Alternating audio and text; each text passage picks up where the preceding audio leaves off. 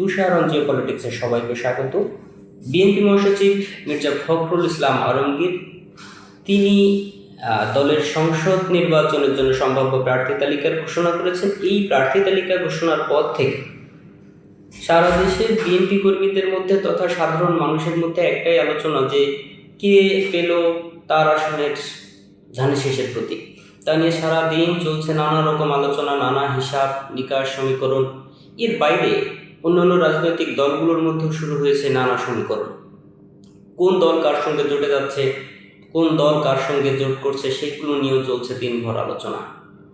তো আমরা যদি দেখি তাহলে প্রাথমিকভাবে 237টি আসনে প্রার্থী তালিকা ঘোষণা করা হয়েছে, আর 63টি আসন বাকি রয়েছে। এর মধ্যে আমরা যতদূর জানতে পেরেছি যে 40টি আসন বিএনপির যুগপৎ আন্দোলনে দীর্ঘদিন যারা সঙ্গে ছিল সেই সব দলগুলোর জন্য রেখে দেওয়া হয়েছে, কারণ তারা আওয়ামী লীগ বিরোধী আন্দোলন এত বছর ধরে করে আসছে। বিভিন্ন মামলা মোকদ্দমা এবং ঝড় ঝাপটা সেগুলো সহ্য করে কিন্তু তারা সাথে ছিল বিএনপি। সেই দুর্দিনের সঙ্গীকে ফেলে যেতে চাইছে না বিএনপির ভারপ্রাপ্ত চেয়ারপারসন তারেক রহমান। তিনি অবশ্যই তাদেরকে মূল্যায়ন করার জন্য 40টা আসন রেখে দিয়েছেন। এরপরেও বাকি থাকে 23টি আসন। সেই 23টি আসন কিন্তু পরবর্তীতে ঘোষণা করা হবে, কারণ বিএনপি দেশের অন্যতম বৃহৎ রাজনৈতিক দল। সেই রাজনৈতিক দলে হাজার হাজার লাখ লাখ কর্মী রয়েছে, কোটি কোটি সমর্থক রয়েছে। স্বাভাবিকভাবেই প্রাথমিকভাবে সমস্ত আসনের প্রার্থী তালিকা চূড়ান্ত করাটা দলটার জন্য কঠিন। তবে মনে করা হচ্ছে যে এই যে তালিকা ঘোষণা করা হয়েছে সেখানে জোট শরিকদের হিসাবের সমীকরণের সঙ্গে সঙ্গে সামান্য কিছু পরিবর্তন আসতে পারে। তবে প্রাথমিকভাবে যে তালিকা ঘোষণা করা হয়েছে সেখানে পরিবর্তনের সম্ভাবনা ক্ষীণ। তো আমরা যদি দেখি যে তালিকা কেমন হলো, আমরা দেখেছি যে বিএনপি প্রায় 20 বছর যাবৎ রাষ্ট্রীয় ক্ষমতার বাইরে সেই দীর্ঘ সময়ে দলের যারা নিবেদিত কর্মী ছিলেন, দলের যারা নিবেদিত নেতা ছিলেন, যারা অসংখ্য মামলা মোকদ্দমা মোকাবেলা করে বছরের পর বছর আত্মগোপনে থেকে বিভিন্নভাবে দলকে চাঙ্গা রাখার চেষ্টা করেছে, সেই সব নেতাদের কিন্তু মূল্যায়ন করেছেন তারেক রহমান। এবং তিনি কয়েকটি ধাপে প্রার্থীদের জনপ্রিয়তা, তাদের কর্মকাণ্ড, তাদের দলের প্রতি নিবেদন ইত্যাদি সমস্ত বিষয়ের মানদণ্ডে তাদের কিন্তু মনোনীত করা হয়েছে।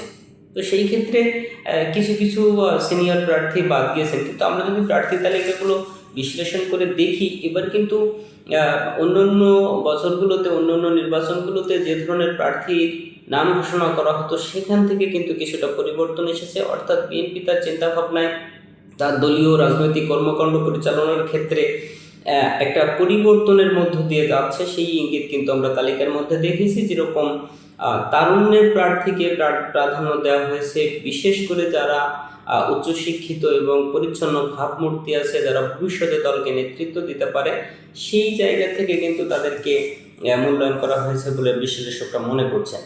এছাড়া ত্যাগী নেতা, যারা ডাই হার্ড কর্মী নেতা বলে পরিচিত এবং বছরের পর বছর, যুগের পর যুগ তারা বিএনপির হাল ধরে রেখেছে, বিএনপিকে নেতৃত্ব দিয়েছে, হতাশ নেতা কর্মীদের, বিভ্রান্ত নেতা কর্মীদের এক ছাতার তলায় রাখার জন্য চেষ্টা করেছেন, তাদেরকে কিন্তু মূল্যায়ন করা হয়েছে। আরেকটি লক্ষণীয় ব্যাপার হচ্ছে যে পরিবারতন্ত্র। এর আগে আমরা দেখেছি অনেক রাজনৈতিক পরিবার, প্রতিষ্ঠিত রাজনৈতিক নেতার ছেলে মেয়ে বা তাদের আত্মীয় স্বজন স্ত্রীদেরকে মনোনয়ন দেওয়া হতো একই সঙ্গে। এবার কিন্তু তা করা হয়নি। একটি পরিবার থেকে একজনকেই মনোনয়ন দেওয়া হয়েছে। তিনি যত প্রভাবশালী নেতাই হন না কেন, তার যতই ব্যাকগ্রাউন্ড ট্যাগ থাকুক না কেন, তার ছেলে মেয়ে বা স্ত্রীকে কিন্তু দেওয়া হয়নি। সেটিও একটি গুণগত পরিবর্তন। অর্থাৎ অধিকতর সম্পৃক্ত করার যে প্রক্রিয়া, সাধারণ মানুষের সঙ্গে সবাইকে সম্পৃক্ত করে সাধারণ মানুষের দল হিসেবে উঠে আসার যে প্রচেষ্টা, সেটা কিন্তু আমরা লক্ষ্য করেছি। এবার আমরা আরেকটা জিনিস লক্ষ্য করলাম যে দীর্ঘ প্রায় 20 বছর যাবৎ ক্ষমতার বাইরে থাকার পরে বিএনপির যে প্রার্থী তালিকা ঘোষণা করা হয়েছে তারপরে কিন্তু খুবই সামান্য প্রতিক্রিয়া এসেছে। কারণ এই দলে অসংখ্য নেতাকর্মী আছেন, অসংখ্য কর্মী নেতা আছেন যারা মনোনয়ন পাওয়ার যোগ্য, অর্থাৎ একই রকম যোগ্যতা সম্পন্ন অসংখ্য ব্যক্তি রয়েছেন, কিন্তু সবাইকে তো আর মনোনয়ন দেওয়া সম্ভব নয়। সেই ক্ষেত্রে কিন্তু একজনকেই দেওয়া হয়েছে।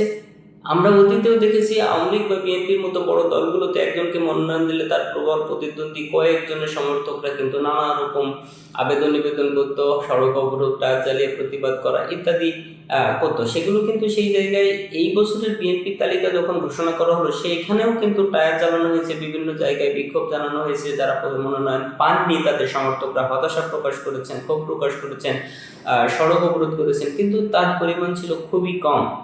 অর্থাৎ এত বছর পরেও দূরে লন্ডনে থেকেও দলের যে নিয়ন্ত্রণ তারেক রহমান ধরে রেখেছেন সেটা কিন্তু আরো একবার প্রমাণিত হলো যে প্রার্থী যাকেই ঘোষণা করা হোক না কেন তার সঙ্গেই কাজ করতে হবে, এই বার্তাটা মূলত তিনি দিলেন। এবং দলীয় হাইকমান্ড যে দলের নেতা কর্মীদের উপরে নিয়ন্ত্রণ ধরে রেখেছে সেটার প্রমাণ কিন্তু আমরা দেখতে পেলাম যে খুব বড় সড়ো কোনো প্রতিবাদ প্রতিরোধ হলো না। স্বাভাবিকভাবেই এই যারা মনোনয়ন পেয়েছেন তাদেরকে নিয়ে কাজ করার জন্য তারাও অঙ্গীকার করছেন। আর রাজনীতিতে এই ধরনের ক্ষোভ অভিমানের জায়গা থাকবে, সেটা একটা স্বাভাবিক বিষয়। এখন বিষয় হচ্ছে যে জামাত ইসলাম তাহলে কি করবে। আমরা জানি জামাত ইসলাম কিন্তু জামাত ইসলামের আমির ডাক্তার শফিকুর রহমান তিনি কিন্তু বলেছেন যে আমরা যথাসময়ে আমাদের প্রার্থী তালিকা ঘোষণা করব। অর্থাৎ এই বিষয়টা নিশ্চিত যে আওয়ামী লীগ ক্ষমতাচ্যুত হওয়ার পর আওয়ামী লীগের মতো একটা বড় দল যখন রাজনীতিতে ভোটে অংশগ্রহণ করতে পারছে না তখন কিন্তু জামাত অবশ্যই সেই ফাঁকা জায়গা ভ্যাকুয়াম জায়গাটা নিয়ে তার রাজনৈতিক পরিসরটা তার প্রভাবের জায়গাটা বড় করতে চাইছে। সেই ক্ষেত্রে দেখা যাচ্ছে যে তারা এককভাবে নির্বাচন করবে, এটা কিন্তু স্পষ্ট। অর্থাৎ বিএনপির সঙ্গে জামায়াতে ইসলামের সরাসরি প্রতিদ্বন্দ্বিতা হবে এবং সেখান থেকেই জয় পরাজয় নির্ধারিত হবে বলে মনে করা হচ্ছে। এর বাইরে থাকে হচ্ছে একটি অত্যন্ত গুরুত্বপূর্ণ রাজনৈতিক দল, সেটি হলো এনসিপি, জাতীয় নাগরিক পার্টি।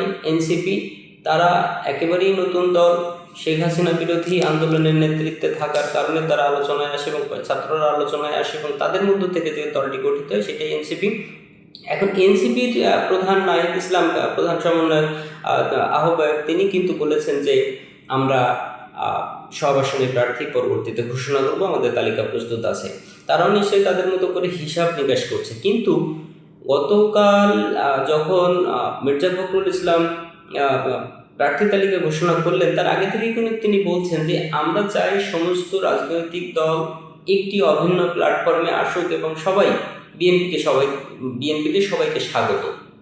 অর্থাৎ ছোট বড় মাঝারি সব ধরনের রাজনৈতিক দলকে একসাথে নিয়ে সংসদ, একটি প্রাণবন্ত সংসদের আকাঙ্ক্ষা বা প্রত্যাশার কথা কিন্তু বিএনপি মহাসচিব বারবার বলেছেন। সেই ক্ষেত্রে এনসিপিরও সুযোগ আছে জোট রাজনীতিতে বিএনপির সঙ্গে নির্বাচন করার। কিন্তু প্রশ্ন হচ্ছে সেখানে এনসিপি অংশ নেবে কিনা, সেটা তাদের হিসাব নিকাশের ব্যাপার। কারণ দলটির অধিকাংশ নেতারা একেবারেই তরুণ, তারা ছাত্র অবস্থা আছেন অনেকে, এরকম একটা জায়গা থেকে তারা দলের সাংগঠনিক বিস্তারও খুব বেশি করতে পারেননি।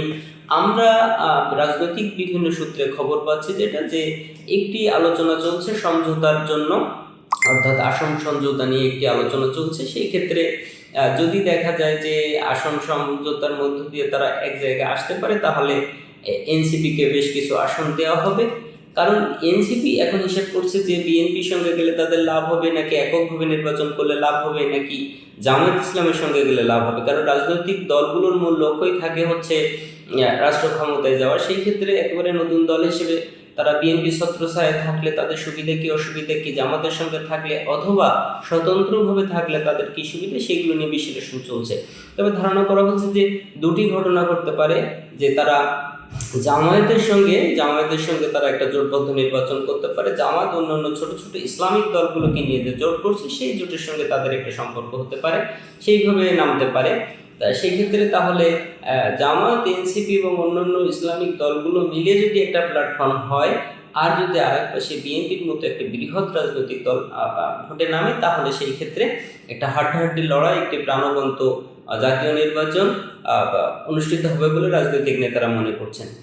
এখন দেখার বিষয় যে এনসিপি নেতৃত্ব কি করে। কারণ বিএনপি অবশ্যই চাইবে যে এনসিপি তাদের সঙ্গে আসুক, কারণ বিএনপির সাপোর্ট নিলে অবশ্যই এনসিপি সংসদে এনসিপি নেতাদের জয়ী হয়ে সংসদে যাওয়ার সম্ভাবনা বাড়বে, কিন্তু সেই ক্ষেত্রে একটু প্রতিবন্ধকতা কিন্তু থাকবে। কারণ হচ্ছে তাদেরকে কিন্তু বিএনপির প্রভাব বলয়ের মধ্যেই থাকতে হবে, কারণ তাদের সমর্থনে নেই মূলত এনসিপি সেই সংসদে যাওয়া। কারণ তারা এর আগে কিন্তু কোনো নির্বাচনে অংশ নেয়নি। আন্দোলনে অংশ নেওয়া, আন্দোলনের নেতৃত্ব দেওয়া আর ভোটের মাঠে জেতার মধ্যে কিন্তু আকাশ পাতাল ফারাক আছে, সেটাও দলের নেতারা জানে। এখন দেখার বিষয় রাজনৈতিক দলগুলো কিভাবে কোন সমীকরণের ভিত্তিতে একে অপরের সঙ্গে চটে যায় এবং সংসদ নির্বাচনে মুখোমুখি লড়াই অবতীর্ণ হয়, সেজন্য আমাদেরকে অপেক্ষা করতে হবে। তো দর্শক, আজকে এই পর্যন্ত। আগামীতে আবার কোনো একটা বিষয় নিয়ে আপনাদের সামনে হাজির হবো। সেই পর্যন্ত সবাই ভালো থাকুন, সুস্থ থাকুন। সবাইকে ধন্যবাদ।